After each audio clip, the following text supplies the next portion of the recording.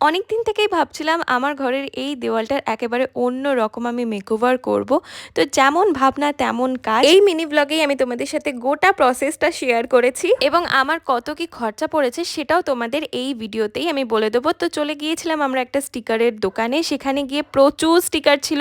একটা চয়েস করি, তার দুদিন পরই তারা আমাদের স্টিকারটা লাগাতে চলে আসে। আমি রুমের একটা দেওয়ালেই স্টিকার লাগিয়েছি আর আমার টোটাল খরচা পড়েছে হচ্ছে 7,000 টাকা, মজুরি সমস্ত কিছু নিয়ে। তারপরে আমাদের যে সিলভার প্লে বাটন আছে, আমার যে দিদি নাম্বার 1-এর মেমেন্টো আছে, সেগুলো আটকে দিয়েছিলাম। প্রথমে সিলভার প্লে বাটনগুলো একদম কাছাকাছি লাগানো হয়ে গেছিল, তারপরে একটু দূরে সেট করা হলো। সেদিনই ছিল আমার একটা শ্যুট, একটা ব্র্যান্ডের শ্যুট, সেটাই করছিলাম। তো তোমাদের ব্যাকগ্রাউন্ডটা কেমন লাগছে অবশ্যই কিন্তু জানিও। আমার কিন্তু বেশ ভালো লেগেছে আর এই গোটা প্রসেসটা করতে মাত্র জাস্ট কয়েকটা দিনই আমার সময় লেগেছে।